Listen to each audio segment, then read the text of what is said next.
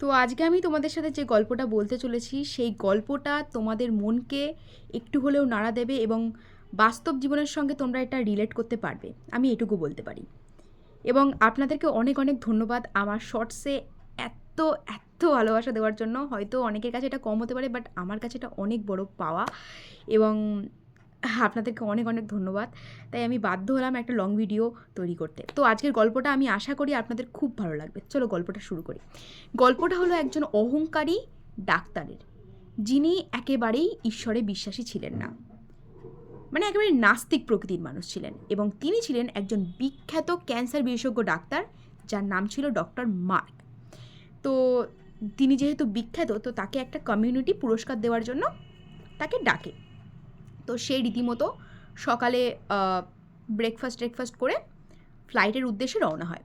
তো ফ্লাইটে ওঠার পর সেই দিন জানা যায় যে ফ্লাইটটা কোনো টেকনিক্যাল ইস্যুর কারণে অন্য জায়গায় ল্যান্ড করতে বাধ্য হয়। তো তার তো মাথা গরম হয়ে যায়, ভাবে যে আজকেই আমার পুরস্কার নেওয়ার দিন, এবং আজকেই দেখো এই টেকনিক্যাল ইস্যুর কারণে আমার ফ্লাইটটা ক্যান্সেল হয়ে গেল। তো সে রেগে মেগে একটা গাড়ি ভাড়া করে, আবার ফ্লাইট থেকে নেমে একটা গাড়ি ভাড়া করে যাতে সে অনুষ্ঠানের জায়গায় পৌঁছাতে পারে। তো গাড়ি ভাড়া করার পর সে সেখানে যখন রওনা দেয়, তখন এতই ঝড় বৃষ্টি হয় যে গাড়ির ড্রাইভার পথ হারিয়ে ফেলে, এবং তার আর অনুষ্ঠানে যাওয়া হয় না। পথ হারিয়ে ফেলার ফলে তো অনুষ্ঠান কি করে যাবে, যেহেতু এতই ঝড় বৃষ্টি হচ্ছে, প্রচুর প্রচুর ঝড় বৃষ্টি হচ্ছে, এবং তার পথ হারিয়ে যায়। এবং তার মাথা আরও গরম হয়ে যাচ্ছে, বলছে টেকনিক্যাল ইস্যুর কারণে ফ্লাইটটাও ক্যান্সেল হলো, আর এই ঝড় বৃষ্টির কারণে আমি পথও হারিয়ে ফেললাম। তার মাথা আরও গরম হয়ে যায়। এবার সে একটা আশ্রয় খুঁজে থাকে যাতে সে সেখান থেকে কিছু যোগাযোগ করতে পারে। তো সে খুঁজতে খুঁজতে একটা আশ্রয় খুঁজে পায়। তো খোঁজার পর সে সেখানে যায়। সেখানে গিয়ে দেখে যে একটা বৃদ্ধ মহিলা এবং তার অসুস্থ নাতি সেখানে থাকে। তো সে সেখানে গিয়ে বলে যে আমাকে একটুখানি আশ্রয় দেবেন যতক্ষণ না পর্যন্ত এই ওয়েদারটা ঠিক হচ্ছে। তো বৃদ্ধ মহিলাটি বলে হ্যাঁ হ্যাঁ ঠিক আছে আপনি বসুন, আমি আমার যতটা সম্ভব আপনাকে সেবা করার চেষ্টা করব।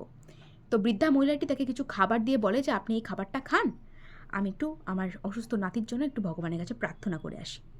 তো উনি খাবারটা খেতে থাকেন এবং অবাক হয়ে বৃদ্ধ মহিলাটাকে দেখতে থাকেন যে সে অনেকক্ষণ ধরে ভগবানের কাছে প্রার্থনা করছেন ওই অসুস্থ নাতির সুস্থতার জন্য।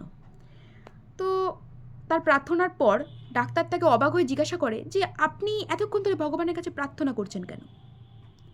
আপনি তো আপনার অসুস্থ নাতিকে একটা ভালো হসপিটাল বা কোনো ভালো ডাক্তারের কাছে দেখাতে পারেন। তো তখন বৃদ্ধ মহিলাটা বলে আমরা তো অতটাও ধনী নয়, আমরা খুবই মধ্যবিত্ত পরিবারের একজন মানুষ। তো আমার কাছে অত টাকা নেই আমার নাতির চিকিৎসা করানোর। তো ওই জন্য আমি ভগবানকে একটাই প্রার্থনা করি যে ভগবান, আমার নাতির যে অসুখটা হয়েছে সেই অসুখটা তো একজন মাত্রই ডাক্তার সারাতে পারে। এইবার আসছে ইন্টারেস্টিং পার্ট। আমার নাতির যে অসুস্থতা হয়েছে সেই অসুস্থতাটা একজন ডাক্তারই ঠিক করতে পারে, সেই ডাক্তারটার নাম ছিল ডক্টর মার্ক। তো আমি তাই ভগবানের কাছে একটাই প্রার্থনা করি প্রত্যেক দিন যে ভগবান, আমি তো এই ডক্টর মার্কের কাছে যেতে পারবো না, কারণ ডক্টর মার্ক তো ধনী ব্যক্তি ছাড়া আর কোনো মানুষদের চিকিৎসা করান না, সাধারণ মানুষদের চিকিৎসা করান না। তাই আমি ভগবানকে প্রত্যেক দিন একটাই কথা বলতাম যে ভগবান, তুমি না হলে আমাকে কোনোভাবে ওনার কাছে পৌঁছে দাও, না হলে এমন একটা কিছু করো যাতে উনি আমার কাছে পৌঁছে আসেন এবং আমার নাতি সুস্থ হয়ে যায়। ডক্টর মার্কের তখন মাথায় হাত। যে ভগবানে বিশ্বাস করতেন না তার চোখ থেকে টপ টপ করে জল পড়ছে তখন, বুঝতে পারছো? সে বলছে এটা কি করে সম্ভব? একজন সাধারণ বৃদ্ধ মহিলা, তার প্রার্থনার এত জোর।